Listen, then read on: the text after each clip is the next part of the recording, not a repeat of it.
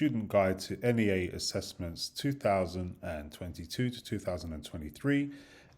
We have to, as teachers, explain and give you this guide before we deliver any project. So I'm just going to read through this with you. So firstly, how do you complete the assignment? You should try and complete all the tasks in the assignment. As soon as you miss any piece of work, that really undermines the grades you're going to get. So I would, wherever possible, complete every task that's set by your teacher. The assignment says what you need to do for each task. You must complete the assignment on your own, so there is no group work and you are not allowed help from anyone else. That includes us as teachers, your parents, and other students. If we think you've had extra help, your marks may be changed or even reduced to 0. So please, it must be your own unguided work. Moving on, how is the assessment marked? Let's get that in the frame for you there. So I or your teacher will mark your work after you hand it in. We cannot mark it in stages for you, so you have to complete the entire project before we can give you a mark. Your teacher will use the marking criteria that we give, says that the exam board, give to us to give you marks. The marking criteria for each task is in the assignment. Your teacher can explain the marking criteria to you. The marking criteria has 3 bands, and these 3 bands are illustrated here. So marked band 1, marked band 2, and marked band 3. Each band has a range of marks in it. So your teacher will decide which mark band your work meets. And then they will give you a mark from that work band. So if you're in mark band 2 and you get a 5, that is the mark band you'll be within. Your teacher will then add up the marks and give you a total. Your final grade for the assessment depends on your final total mark. So, what help can your teacher actually give you? We can read the assignment to you. We can help you understand what you need to do. For example, remind you of the difference between describing and evaluating. We can give you some general help if you get stuck. We can tell you how long you have to complete the tasks. We can explain the mark scheme. We can give general advice and guidance.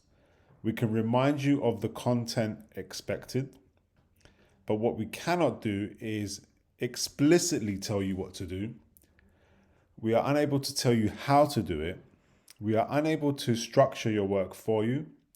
We are unable to give you solutions or answers. We are not allowed to say how to improve your work. We are unable to mark your work in sections and give you feedback. And we are unable to give you templates to use to complete your work unless they are provided by the exam board, OCR, in the set assignments. If you get stuck, you can ask the teacher to explain the task again. You can move on to another part of the assignment. You can come back again later to have another go. Okay, moving on. Now, plagiarism. What is plagiarism and referencing? Plagiarism is when you take someone else's work or ideas, but do not say you have done so. Plagiarism is very serious. If you plagiarize, you may be given 0 marks for this unit, or in fact, fail the whole qualification. You must always say when you use someone else's work or ideas, and this is called referencing. Examples of when you may need to reference are using ideas from a book, using research data or an image from the internet, copying something someone says, like a quote, and you should think about why you want to use and reference other people's work. You can only be given marks for what you know and understand yourself. This cannot be shown by copying the words and ideas of others. Make sure it's clear in your work how you are using the material you have referenced to inform your thoughts, ideas, or conclusions. When you hand in your work, you will be asked to sign a form. This form says that all the work you have done is your own and that you have referenced all the resources you have used. You can find more information about how to reference in the OCR Guide to Referencing. Let's scroll down. Using online resources or the internet. You must search for techniques, not solutions. So essentially, don't just Google the answer. You must develop ideas into your own words. You must show that you have created new ideas. You must reference any websites or sources you use. So if you copy anything from the internet or take an image, you must reference it. You must not go to any logo creating websites or anything that offers you a solution. It has to be your own original idea. Can you work in a group? Only when the teacher tells you that you can. All the work you produce must be your own. You cannot be given marks for work that somebody else in a group has done. You must not copy and paste ideas. You must not discuss live tasks online in chat rooms or anywhere else. You must not post your work to any online channels. So scrolling down, does my work for each task need to be in a certain format? For each task, we'll tell you if your work must be in a specific format. Check the wording in each task carefully, so I will help you do that. You can present your work in different ways. It can be handwritten, it can be word processed, it can be on video or in digital media. What you choose should be appropriate to the tasks. Use file names which make your work easy to find. Templates are provided in the set assignments to help you present your work for some tasks. Page 5 of each assignment tells you which template to use for each task. Again, your teacher will help and provide those for you.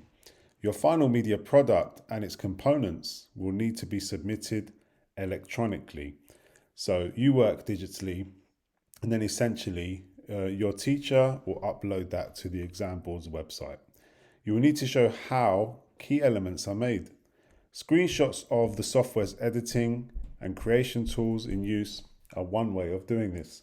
So if you use Photoshop or if you use any other editing software, it's a good idea to take screenshots of what you've done and which tools you've used as proof. You need to carefully choose the formats to save and export components of your final media product, as these will be assessed. So you have to choose the correct format depending on which project you are working on.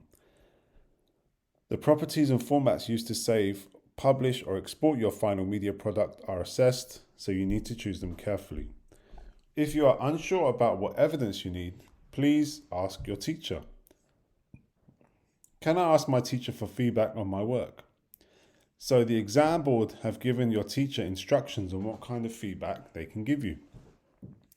They're allowed to tell you what task could be improved, but not how to improve it. You can use that feedback to try and improve your work yourself. Your teacher can say what they've noticed might be wrong with your work. For example, if you describe something where the marking criteria ask for an evaluation, they can point that out to you. Your teacher can explain the difference between a description and an evaluation. It's then up to you to decide if you need to change your work. If you think it needs to change, you need to change it yourself. So essentially, your teacher can guide you, but cannot tell you what to do. Has to be your own work. Scroll down. What do I do when I've finished? Make sure you've saved all your work. Your files should have sensible names. Make sure your work does not contain any personal information of real people, for example, names, addresses, or dates of birth. This must be anonymized, blanked out. Your teacher will tell you how to do this. Make sure that your name, candidate number, and center number and page numbers are on your work. Hand in the work that you've completed for each task to your teacher. They might ask to see your draft work and early versions, so please keep this in a safe place.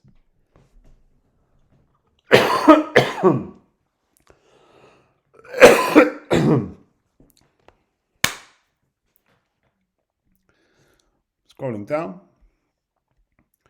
How to reference and avoid plagiarism. So when you reference, you give details in your work about where your information came from. What is plagiarism? It's taking someone else's work, words or ideas, and passing them off as your own. So here's some do's and don'ts. Do not Oh, do reference anything you've copied from websites, books, or course notes. Do always use quotation marks. Do say where it's from and the date you got it. Do use your own words as well when asked to describe or explain something. And why? It's a good way to get across your own opinions and thoughts. And do demonstrate your understanding, and it helps get you marks. Please do not just copy from websites. Please do not copy from books. Please do not copy from course notes. The consequences are copying without referencing looks like you're pretending it's your own words. This is known as plagiarism and could you lose you marks.